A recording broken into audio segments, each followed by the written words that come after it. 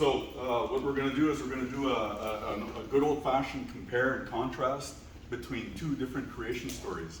One of them starts with the Bible, right? So the Bible creation story. Maybe you guys can help me fill out some of the details. How long did it take, for example, for the earth and everything to be created? 7 days. 7 days? Okay, let's round it as a 7. All right, 7 days. So this is, I'm just going to put down your Bible. So 7 days. All right. Who created everything? Capital G, God. God. Okay. What gender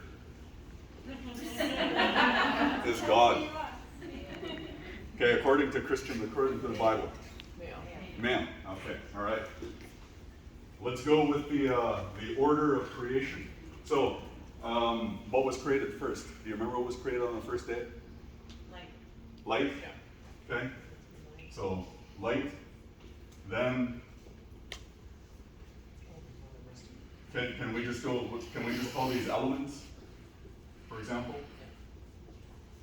Then followed by probably the plants, right?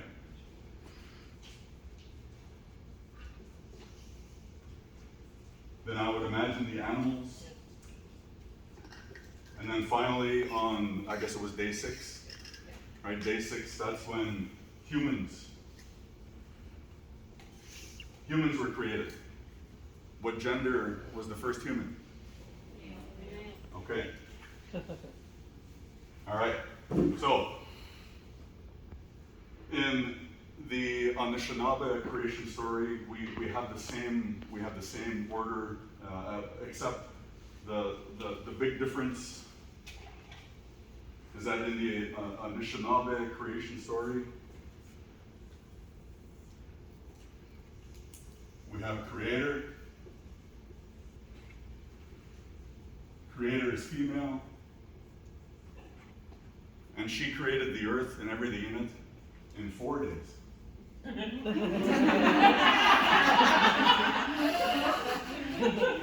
All right. So I'm gonna explain a little bit more about the creation story, because as each of these 4 days progressed, that's how we get into the 4 worlds teaching that I'm giving you here. That's where the title comes from. So on the first day, or day 1, she created the elements. Oops. And there are 4 primary elements. I'm sure you know which ones they are. Right? Can you give me some names? Fire. Fire. Water. Yeah. Yeah. Air. Water. Earth. Air. Earth. And then the earth. Exactly. Good stuff. All right. So those are the 4 basic elements. I think it's common for many cultures throughout the world. So that's what the Creator created on the first day. And then when she created these, she gave them a little piece of her own spirit, her own great spirit, and gave them original instructions. And we don't have commandments. On Anishinaabe, we don't have commandments like they do here. We have original instructions. And the original instructions for the elements was simply to provide for everything else to follow. Okay, just one instruction, or one commandment, if you want to call it that. Okay, I'm going to take this out.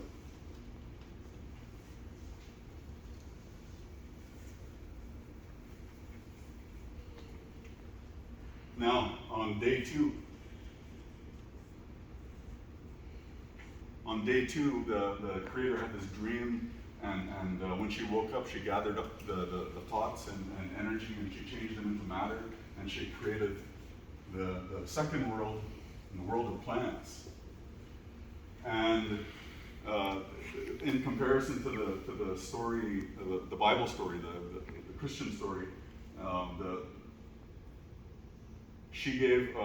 God gave and named everything, right? God, the male God, named everything. But in this case, it was the plants who had these unique features, unique characteristics, and they were the ones who named themselves. They had that independence or that agency.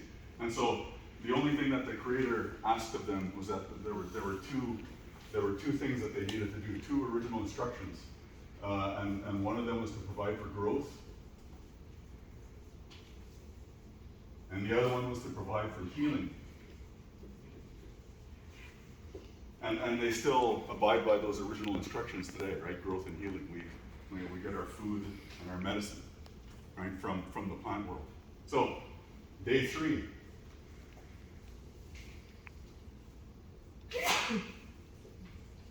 This is the world of animals. Again, Creator had all these great ideas about these creatures, and then she created a whole bunch of these creatures, placed them upon the earth, and then gave them original instructions. And their original instructions were to provide for growth and to provide teachings. So growth, we sort of know what this is, right? Well, I mean, we harvest animals, we eat meat, or whatever. There are animal products that we still enjoy today. So they're sort of sticking to their original instructions. And then teachings. Anybody give me an idea or give me an example of a teaching from an animal or from the animal world? Have you noticed birds are flying in a certain direction these days? Do you ever watch a squirrel through summer and how they harvest things and they pack things away to get ready for winter? Right? Those are some of the teachings. Those are some examples of teachings that we learn from our observations of the animal world. Okay, so growth and teaching. Okay, so day 3, day 4. That's when humans were introduced. So the first human was female. And she was given 2 instructions.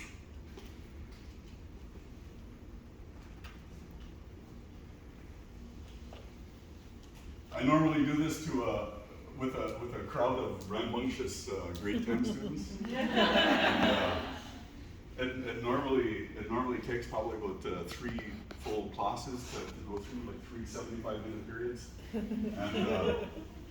And I make them write everything out. This is a very condensed version here, but I make them write everything out. And we get into some of the discussions about the differences between the 2 creation stories, and we'll do that shortly. So we're waiting on the original instructions for humans. Now, I'm going to write them down on the Anishinaabe. So the first instruction was this one, Bimad Zid.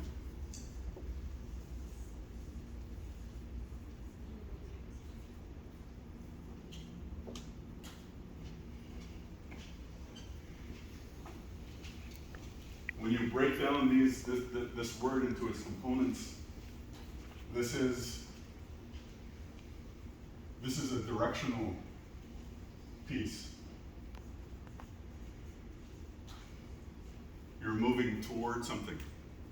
All right, bit. Ma'a, a'a is a reference to the light, as in divine light.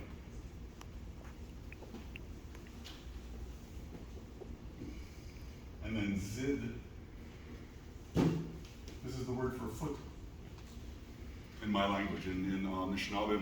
So, bema zid, moving toward the light, or moving on the right foot. Some people will say walking in a good way. So you'll hear that term every now and then, usually by an indigenous person who's trying to remember, how that first original instruction, right? Walk in a good way. Bimad zid, walk gently. That's what she was told, walk gently. So the next instruction that she was given was Mana Den Moen. Now this is one of the 7 sacred teachings. This is another topic altogether. But Mana Den Moen is akin to look after,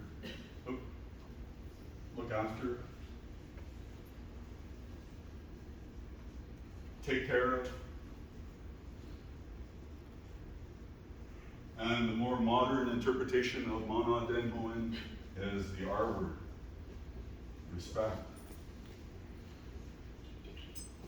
So these were among our original instructions. And there were only two, right? There were only two original instructions, that was it. So Bima Zid, walk gently, and Mana Dedmoin, look after this place. You imagine the Creator must have put in a lot of effort into creating what we have here today. So we're here and we're assigned as stewards, right, to look after this place for her. So, now what we're going to do, we're going to do a little bit of a compare and contrast.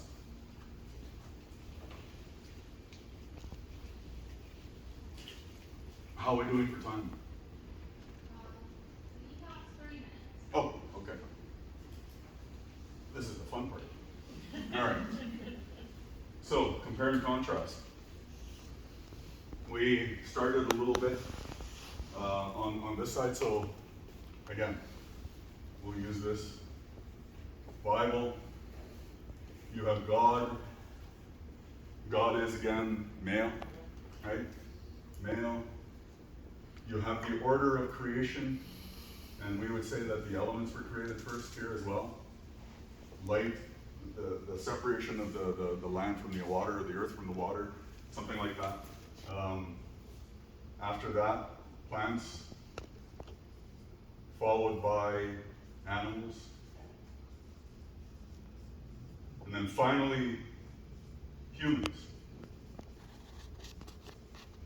And the first human, again, we're going back to this. First human is male, right? Do you know his name? Adam. Hey! Everybody knows who this guy is. All right. So, on the Anishinaabe side, let's take this out.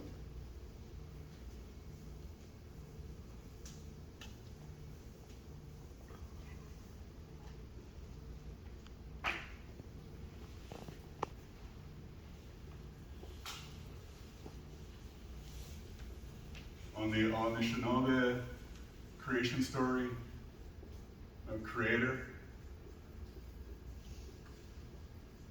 and creator is female. She created the elements,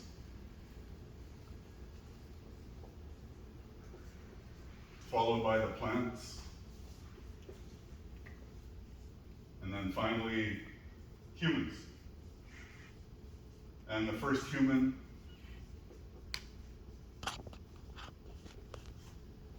was female. All right, so looks okay so far? Does it make sense? Any questions? Did you miss an animal in the Anishinaabe part? What's that? Animals are missing. Oh, animals. Oh, all right.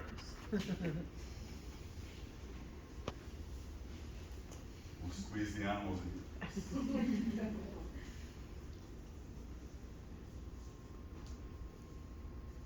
Followed by the humans. Okay, thank you for pointing that out. If you were one of my students, you'd get an extra mark. So, this is where the similarities tend to end in terms of the creation stories and the direction that they're going in. So here you have a male-dominated creation story. This one tends to be more female-dominated. And the order of importance or the hierarchy, do I need to explain hierarchy to anybody? No? Okay. So the hierarchy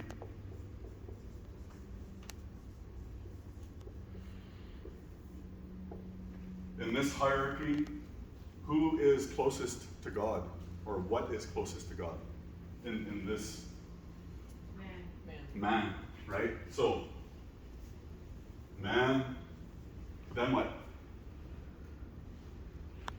Well, somewhere in here you probably have to put woman. Followed by probably animals. Then probably the plants. And then finally the earth or the elements.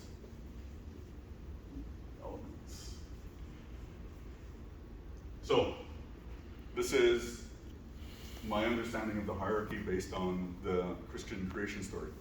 All right, so we're going to go around and we're going to compare the Anishinaabe creation story. So up here we have, we're running out of room. But we have Creator.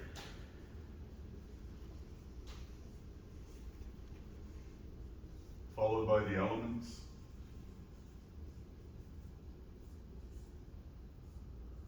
Then the plants, animals,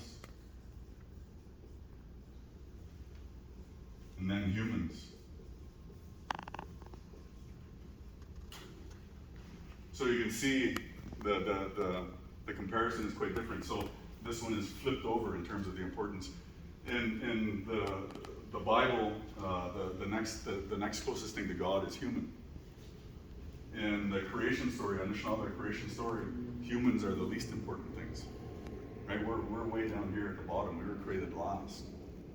All right. So, which one do you think is correct or better? Anybody want to venture a guess at this point?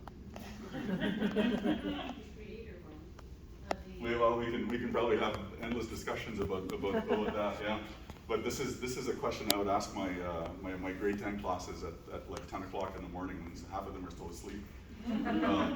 So what we're going to do is we're going to show you the hierarchy, and we'll do a little thought experiment, and then you can decide as to which one you think works better.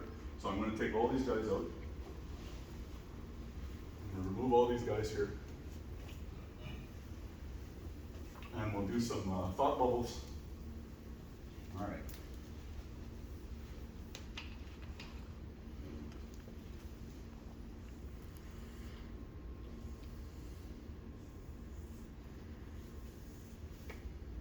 So let's assume that you have God or Creator up here. Humans, animals, plants, and then the elements. All right, so here's what we do. These are the four worlds. These are the four worlds in the four worlds teaching. The world of humans, the world of animals, the world of plants, and the world of the elements, or the earth. So let's do something. Let's remove the humans from this equation. What do you think happens?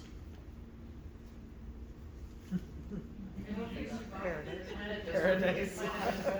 Planet does better. Yeah. Are we going to be missed? Probably not. Right? Probably not. Okay. So what we're going to do now is we're going to take out the animals.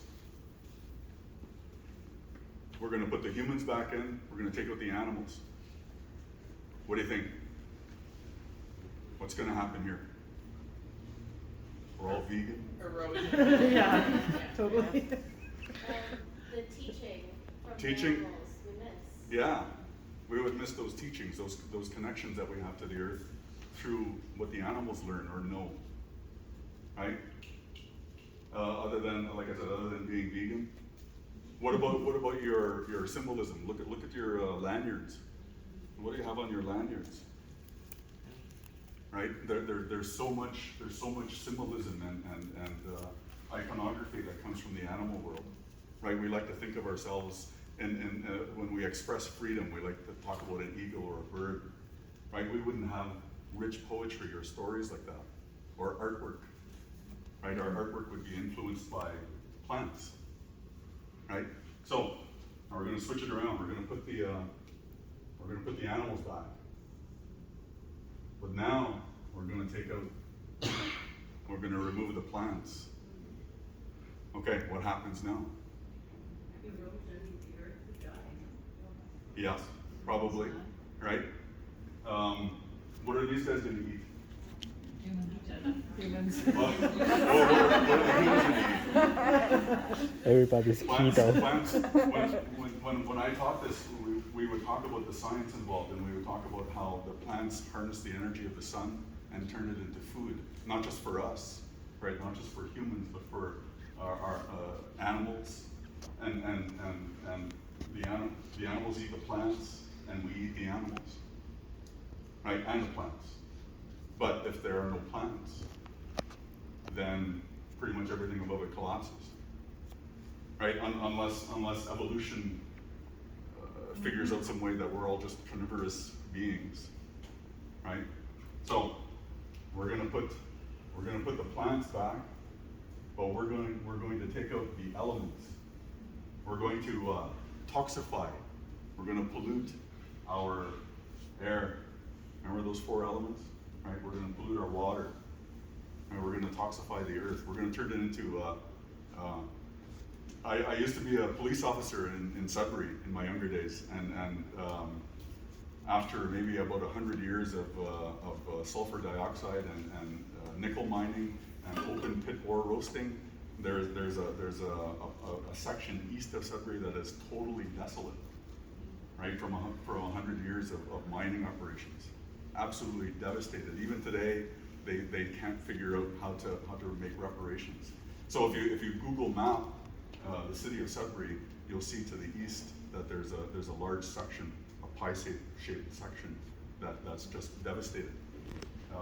So elements, you take out the elements, what happens? Nothing. Nothing. Right, you got nothing. Okay, so if you remove the elements, like I said, you toxify the water or the earth or the air, right? Then we have nothing. There's nowhere for the plants to survive. Obviously no animals, right? And obviously no humans. So in terms of the hierarchy, going back to the hierarchy, which is more important?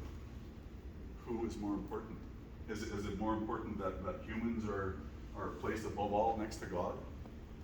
Or is it more important that humans go back to one other way of thinking where the elements are primary, that we look after the earth, that we look after the plants, that we look after the animals? Right? That's what the Four Worlds teaching is about, is to remind us of our stewardship role, right? Because we're placed on the earth to look after these things. We've got our teachers, we've got our medicine and our food. Everything is provided for us. We just have to look after the place, right? We're not a bunch of teenagers who, when parents go home, you're going to trash the place, right? Mom and dad come back and say, "What the hell did you do?" Right? So we have to make sure that when someone comes knocking or returns, that this place is in decent shape when we have to give it back, right? And by that extent, when we talk about giving it back, we're not talking about giving it back to Creator, but rather saving it for the future generations, right? For our grandchildren, great-grandchildren, all those to come before us. We all know that some of these guys are going extinct. Right? Some of these animals that have been around for millions of years, theoretically, are no longer with us in the last 100 years or 150. The earth, I mean, we're loving the warm weather in mid-October, right? But that's a symptom of like almost like a greater illness, and we have to adapt. Not only do we have to adapt, but we have to do more to go back to our original instructions, right? To walk gently upon the earth and to look after the place. Mana denmoen and bimadzit. So that's what the essentially what the Four Worlds teaching is about. All right. Any questions? Do you want to have some more discussions? Like I said, normally this is a very quick and dirty version of the story. Normally it takes about 3 or 4 classes, and we have some really, really good discussions. Because I know we all like to think that teenagers tend to be, kind of self-centered and maybe a little lazy, but when they hook into something and they really believe in it, then you get all sorts of good responses back. Yeah. I have a question. Yeah. About within the Bible, like progression, that there's the 12 commandments, which sound very, there's no room for interpretation. Whereas you speak about the original instructions, and that the word instruction, there's some interpretation that you could, how you choose to live those instructions. what you think about the comparison between, you know, commandments and instructions and Yeah, commandments, yeah, Yeah. well, instructions, yes, commandments, they're imperatives, right? Yeah, you shall or you shall not, as opposed to the original instructions, you're being asked to do something as opposed to being told to do told, something. yeah. Yeah. At least it's the way it's been written here. It's it seems like you must do it this way or you must do it that way, right? Yep. I just want to offer a reflection. Yep. I find this so interesting because you're also thinking about two different sets of instructions that are different ages. So like the Bible's instructions are 2,000 years old. Yes. And they're based on instructions that are possibly maybe 6,000 years old. Yeah. And really what it comes down to is the difference between an agricultural civilization Mhm. and a hunter-gatherer civilization Mhm. where women still are not owned. And the Yes. idea that when people started to settle, they started to claim ownership on land, ownership on animals, ownership on women. Yep. And so you start to see the difference of men becoming at the top. And of course, when the Bible started to be written and pulled together, it was being put together by mostly men, Yes. control over Yep. women, land, animals, wealth, right? So it's so interesting because what you have is really so much more of a humanist standpoint. The When you Anishinaabe begin Christian with story. knowing where you come from Mhm. and what sustains you. So yeah, I just want to comment how beautiful it is. Yeah. Well, thank you. And thank you for the answers. Yeah. Thank you. Yeah. Any other questions or comments? Everybody's looking up at the clock here. Like my students, oh, come on, Mr. Corker, let us out early.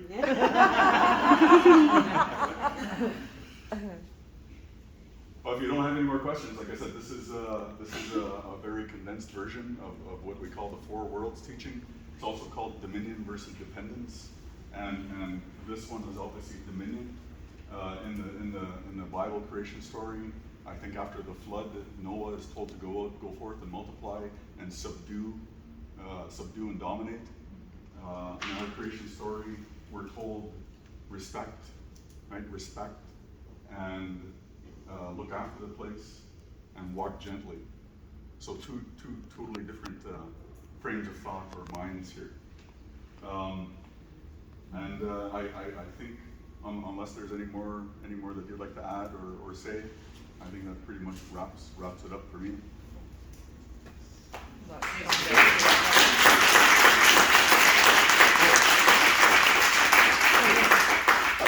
I forgot one thing. One more little teaching. We're going to sneak in one more little teaching here. Since we got a few more minutes, but this will take about 5 minutes. One more little teaching.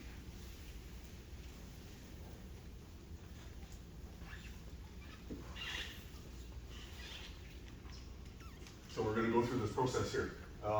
There's this thing, this big object up in the sky that provides us with all the energy we need. What is it? Sun. Okay. In my language, the sun is called Jesus. Now, up in that same space, you'll have a large bird. Around here, it has a white head, white tail feathers.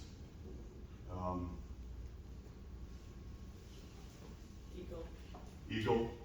Okay. So the word for eagle is megizit. Now, from the eagle, there's this thing that helps them fly. You stuff it in your pillows, maybe. Okay, feathers, yeah. Okay, got that right. So, migwa. You can see the connections, and then from here to here, and then when you receive a gift, I'm just going to draw this really quickly. A little box here. We'll put a ribbon on it.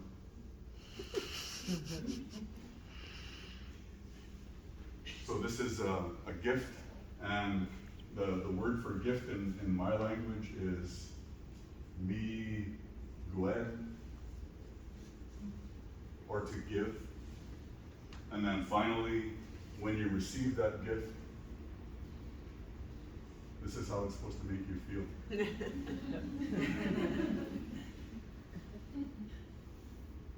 And that's the feeling of gratitude. And that's what this word means. Miigwech. Right? So Jesus, Megizit, Miigwad, Miigwed, to Miigwech. Comes full circle. Right? Gratitude. Like sunshine on your face. Yeah. Oh. Okay, now I'm done.